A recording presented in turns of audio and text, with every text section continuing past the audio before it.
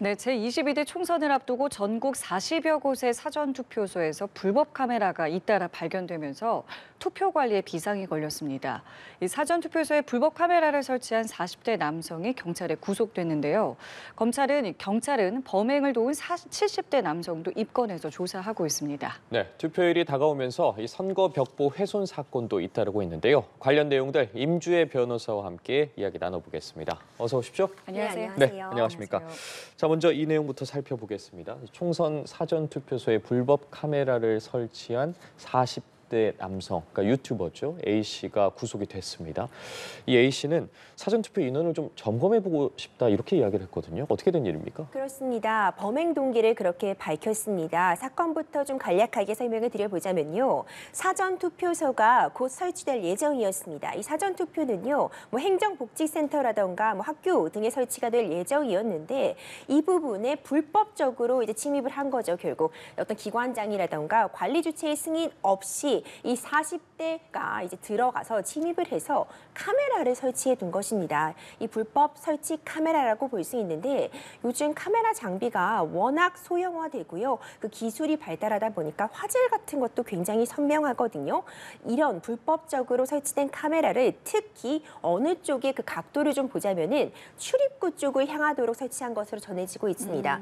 그렇다면은 이 사람이 밝힌 범행 동기와도 일치할 수 있는 부분이 그러니까 사전투표 인원 부분에 있어서 그러니까 투표에 있어서 어떤 부정선거를 계속해서 주장해왔던 그런 성향의 유튜버였기 때문에 이런 부분과 맞물려서 이번 사전투표가 어떤 부정의 의혹이 없는지 확인하기 위한 것이었다. 이렇게 범행 동기를 밝히고 있거든요.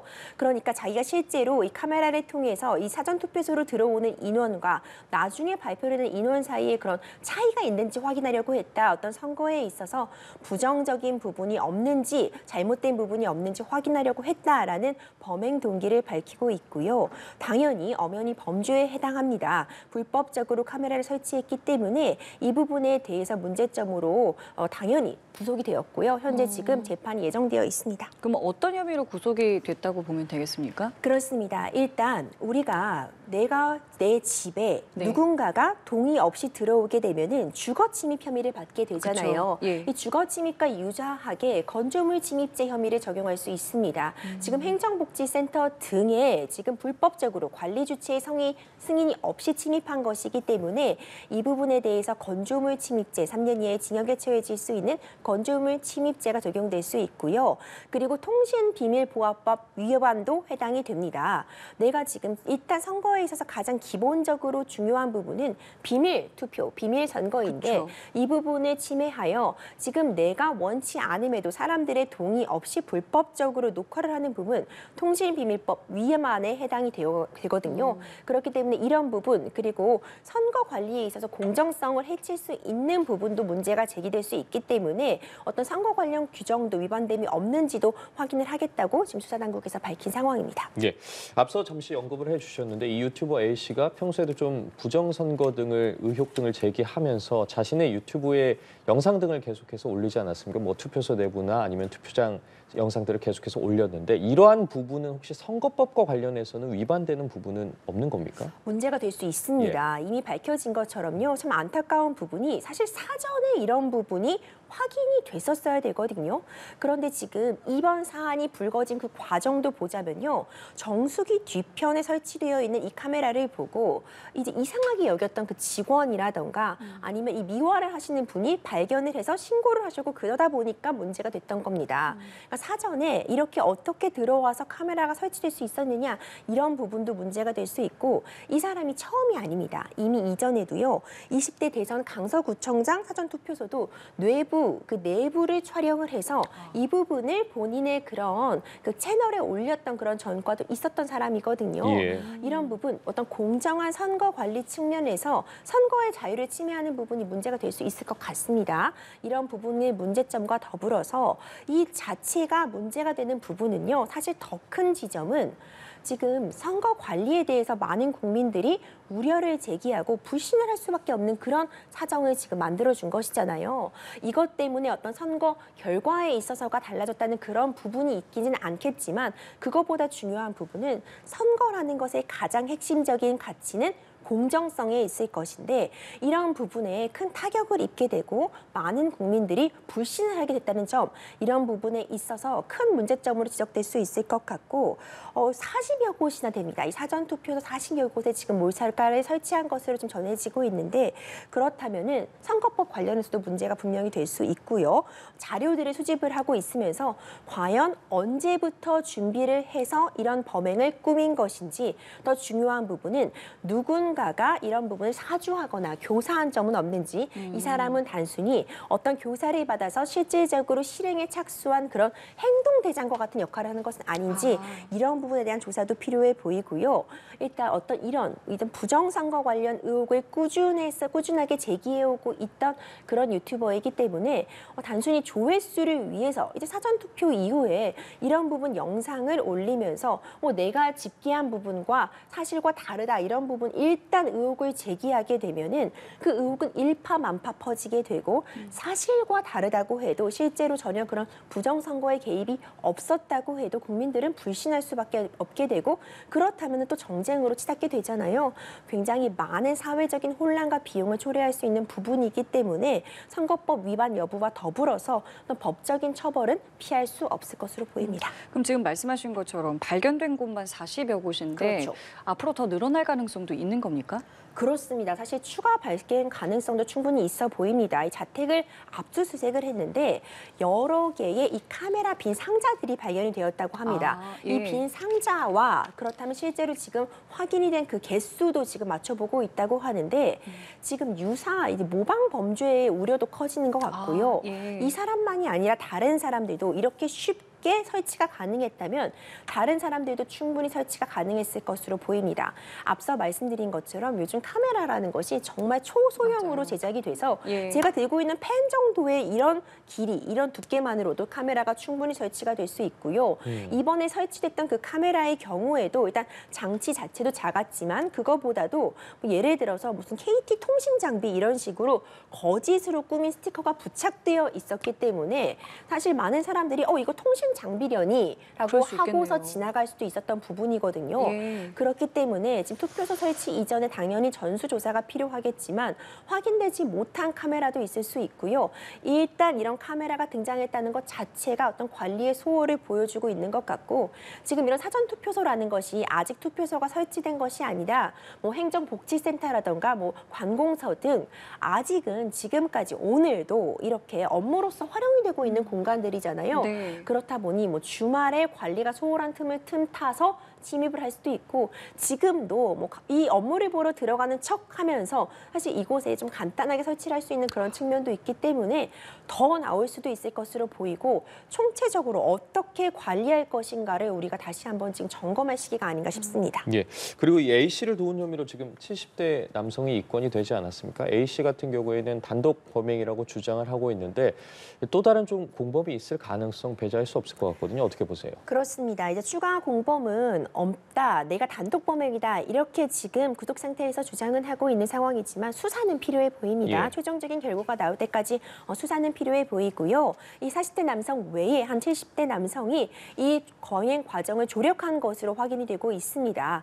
이 설치 과정에서 이 차를 함께 타고 다니면서 이제 길 안내를 했다, 이렇게 지금 주장을 하고 있는데 이 부분에 대해서도 사전에 카메라를 구입하고 설치하고 어디에 설치할지를 그런 공모하는 과정이 있었는지, 이런 부분도요 추가적으로 조사가 좀 필요해 보이는 상황이고요.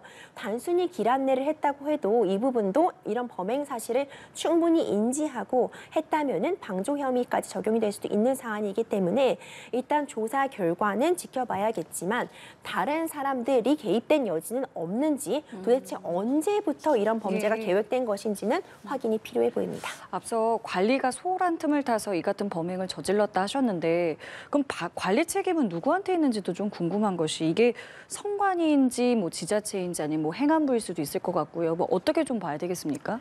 그렇습니다. 사실 이 부분이요, 이 선거 관리 부분에 있어서 이전에도 문제가 제기가 되어 왔습니다. 예. 앞서 2022년 대전 사전투표에서도요, 코로나 확진 격리자들의 사전투표 용지가 우리가 흔히 말하는 소쿠리, 그러니까 밀폐되어 있지 그쵸. 않고 예, 예. 바구니에 옮겨져서 큰 논란이 된 적도 있었는데, 이때도 누가 관리를 잘못했느냐 이런 부분이 논란이 될 수 있었거든요. 지금 이 몰래카메라 설치 관련해서도 이걸 지금 누가 책임져야 되느냐, 어디 관리 소홀이냐 문제가 제기될 수 있습니다.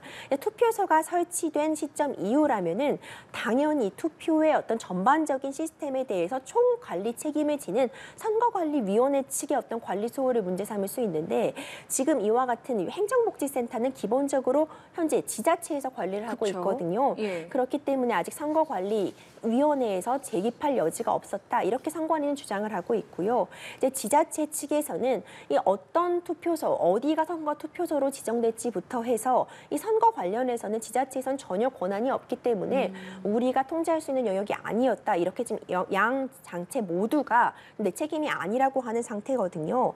그런데 당연히 누군가 책임을 져야 되잖아요. 그쵸. 그리고 예. 불법으로 카메라가 설치된 것도 사실입니다. 그렇다면은 누군가는 책임을 져야 하고 이번 사건뿐만 아니라 지금 앞으로 선거가 있을 예정이잖아요. 그렇다면은 재발 방지를 위해서 도대체 어디까지 카메라가 설치된 것인지 어떻게 카메라가 설치될 수 있었는지에 대해서 좀 중점적으로 확인이 필요해 보이고요. 이건 결국 두 부처 간에 합동을 해서 처리할 수밖에 없는 부분입니다. 선거관리위원회는 이제 지자체와 긴밀하게 좀 협동을 해서 전수조사를 통해서 당연히 더 이상 불법 카메라가 설치된 부분이 없는지 확인하는 것은 당연할 것이고요. 뿐만 아니라 재발 방지 대책과 함께 앞으로는 어떻게 관리할지 부분에 대한 논의가 시급해 보입니다. 예, 앞으로 어떻게 관리할지 논의를 말씀해 주셨는데 사실 이 사전투표와 관련해서 논란이 일었던 게 이번이 처음은 아니지 않습니까? 2022년 대선 당시에도 이 사전투표와 관련해서 코로나 확진 격리자 그렇죠. 용지가 좀 방울이 되게 담겨서 옮겨져서 논란이 되기도 했는데 말씀해 주신 부분 이외에도 이 사전투표와 관련해서 좀 신경 써야 할 부분이 더 있을까요? 그럼요. 앞으로도 굉장히 중요한 부분들이 많이 남아 있을 것 같습니다. 그 앞서 우리가 언급해 주신 바구니 소쿠리에 옮겨진 그런 화면도 사실 충격적이었죠. 그러니까 사전투표라고 한다면은 그 취지 굉장히 좋습니다. 그 투표 당일날 참여하지 못하는 인원들이 있을 수 있기 때문에 그 사람들의 어떤 투표권도 보장해 주면서 이 투표라는 것이 국민들의 가장 큰 권리이자 의무이기 때문에 참여율을 끌어올릴 수 있다는 점에서 매우 긍정적인 역할을 할 수 있지만 만약 그 선거가 운영되는 과정에 있어서 어떤 국민들의 불신을 살 만한 부분이 조금이라도 담겨 있다면은 선거 자체의 공정성이 흔들리게 되고 그렇다면은 정말 많은 세금 그리고 국민들의 시간과 노력이 들어간 그 투표 자체의 공정성이 흔들리게 되면서 그렇다면은 이 투표로 선출된 사람들에 대한 어떤 정당성까지도 흔들 수 있는 정말 큰 문제로 비화될 수가 있거든요. 그렇기 때문에 앞으로도 관리에 있어서 일단 만전을 기해야 될 것 같고요. 24시간 CCTV를 설치하겠다 이런 부분도 이제 의견을 밝혔고 또 이제 전수조사를 함과 더불어서 앞으로는 이런 일, 재발 방지가 있을 수 없도록 예. 재발 방지 대책을 약속하기도 했지만요. 그리고 개표 과정에서도 이제 수검표 절차를 도입해서 이런 문제점 다시 한번 드러나지 않겠다고 밝혔지만 국민들이 한 번 생긴 이 불씨, 의심의 불씨는 쉽사리 꺼지지 않을 그쵸? 것으로 보이거든요. 예. 앞으로 이제 사전투표 곧 시행될 예정이고 본투표까지 얼마 남지 않았습니다. 이 무너진 선거 관리에 대한 공정성 다시 세우기 위해서는 철저한 관리, 재발 방지 대책이 절실해 보입니다. 예, 자 본격적인 총선 선거 운동도 이제 앞서 시작이 됐고요. 길을 다니다 보면 이제 뭐 선거 벽보라든가 이제 현수막도 쉽게 찾아볼 수가 있는데 이것을 이제 훼손하면 선거법 위반인 거잖아요. 이 부분에 대해서 좀 설명을 좀 부탁드릴게요. 그렇습니다. 이제 선거전이 본격적으로 시작이 되었습니다. 네. 이제 지난 주말에도 사실 시끄럽다 이런 평가도 많이 있었어요. 이제 마이크를 사용할 수 있게 되면서 예. 많은 분들이 이제 본격적으로 선거 운동이 시작된다는 걸 몸으로 실제 체감을 하실 수 있었는데요. 저도 이제 동네를 걸어가다 보니까 벽보들이 쫙 붙어 있더라고요. 이 벽보라는 것이 사실 요즘같이 인터넷이 활성화되어 있고 언론을 통해서 누구나 그리고 인터넷을 통해서 후보를 검색할 수 있는 시대에 뭐 그렇게 의미가 있냐 생각하실 수 있지만 여전히 많은 분들이 걸어 다니면서요. 이 선거 복보를 보고 그리고 이 내용들을 확인하고 그리고 후보자의 얼굴을 확인하면서 내가 살고 있는 이 지역에 누가 출마했는지를 확인하고 있습니다. 저도 주말에 가다 보니까 많은 아이들도 이 초등학교, 중학교 학생들도 이 선거 복보를 보면서 읽고 있는 모습을 확인을 했거든요.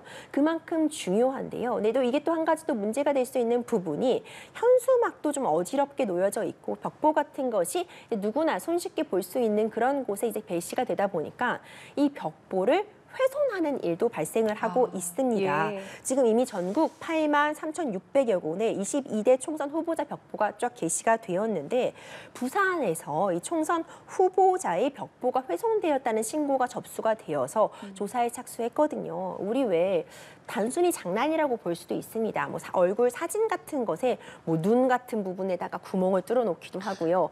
이제 제 지워지지 않는 그런 유선 매직 같은 것으로 이제 낙서를 해두기도 하는 그런 일도 발생을 하고 있는데 사실 이런 부분 이렇게 선거 벽보 특히 이런 공식적인 선거 벽보 훼손하게 되면은요 관련 법에 따라서 2년 이하의 징역, 400만 원 이하의 벌금에 처해질 수 있는 그런 행위거든요. 선거 관련해서는 이런 부분들 법적으로도 규정이 엄격하게 되어 있고요. 함부로 훼손하다가는 처벌까지 갈 수 있고 특히 과거에도 일부러 이제 특정 정당의 그런 후보들에 대해서 벽보를 훼손한 행위에 대해서 집행유예 그리고 벌금형도 나온 사례가 있기 때문에 벽보 훼손 장난으로 여기다가는 처벌까지 이루어질 수 있다는 점 다시 한번 강조드리고 싶습니다. 예, 그럼 이런 궁금증도 가질 수 있을 것 같아요. 선거 벽보나 그럼 현수막을 직접적으로 훼손하면 처벌을 받는 건 알겠는데 이 끈을 고정하고 있는 부분들이 있지 않습니까? 그렇죠. 그런 부분에 대해서 뭐 예를 들어 훼손을 하면 이것도 처벌 대상인지 궁금증을 가질 수 있을 것 같거든요. 네, 이 벽보뿐만 아니라요. 현수막 같은 부분 그리고 이거를 고정하고 있는 끈이나 테이프를